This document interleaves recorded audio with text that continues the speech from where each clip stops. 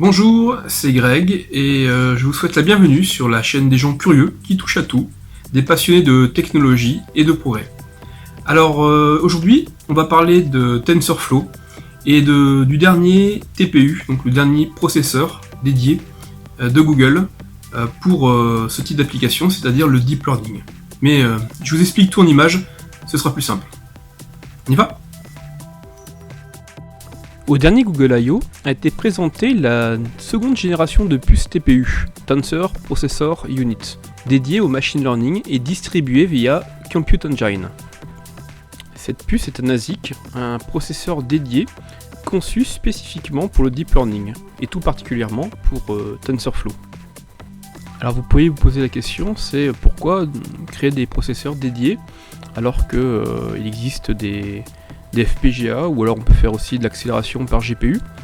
Ce qu'il faut savoir, c'est que pour l'intelligence artificielle, en tout cas pour les besoins de Google, il n'y avait pas un besoin de haute précision, ce qui fait qu'ils ont créé un processeur, un Tensor, un processeur très particulier, qui répond justement à ces besoins.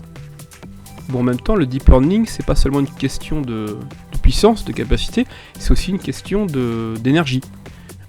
C'est le nombre de watts dépensés par opération qui est important. Le TPU est donc plus rapide pour l'IA que les processeurs habituels à des niveaux d'énergie similaires. Elle a été rebaptisée Cloud TPU depuis. On peut atteindre jusqu'à 180 teraflops en virgule flottante, en simple précision, en packageant 4 TPU capables de traiter 45 teraflops chacun. Les supercalculateurs basés sur les TPU sont appelés des pod TPU. Ils contiennent 64 TPU de seconde génération et peuvent ainsi traiter jusqu'à 11,53 pétaflops pour entraîner les modèles d'apprentissage automatique, ce qui est énorme. La première génération de TPU embarquait une puce 8 bits pour des performances atteignant 92 teraflops. Le Cloud TPU devrait lui générer des opérations de 16 à 32 bits, estiment les journalistes de Top 500, car ce processeur a été conçu pour la formation IA et nécessite donc des calculs plus complexes. On nous dévoile également une nouvelle version de TensorFlow, appelée TensorFlow Lite. C'est une bibliothèque de machine learning qui est open source et qui verra le jour très bientôt.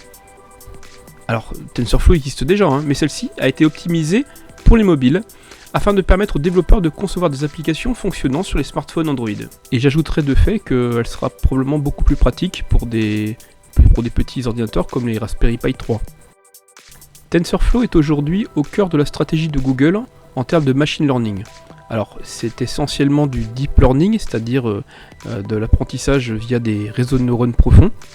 C'est une librairie qui est multiplateforme, c'est-à-dire qu'elle tourne sous Linux, sur macOS, sur Android, sur iOS et même sur Raspberry Pi, même si la version Lite sera probablement beaucoup plus adaptée pour ces trois derniers.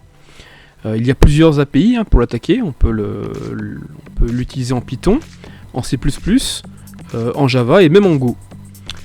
Si des temps de compilation sont très courts, grâce à un back-end qui est écrit en C++, enfin C et C++, cela supporte autant la librairie fonctionne avec le TPU, autant elle fonctionne aussi avec le CPU, ainsi que les processeurs de la carte graphique. Vous pouvez utiliser CUDA, ou vous pouvez utiliser aussi la librairie CUDNN d'NVIDIA. La librairie possède une documentation extrêmement bien fournie avec de nombreux exemples et tutoriels. Et depuis la version 1 du framework, qui est sortie début 2017, c'est un produit qui est stable et relativement performant. Mais nous serons amenés de toute façon à en reparler régulièrement sur le blog de benicourt.com. Voilà, merci d'avoir regardé cette vidéo. Comme d'habitude, j'ai besoin de votre feedback. N'hésitez pas à commenter, à mettre des pouces en haut ou en bas, suivant si vous avez aimé ou pas. Et je vous dis à très bientôt pour une prochaine vidéo. Bye bye!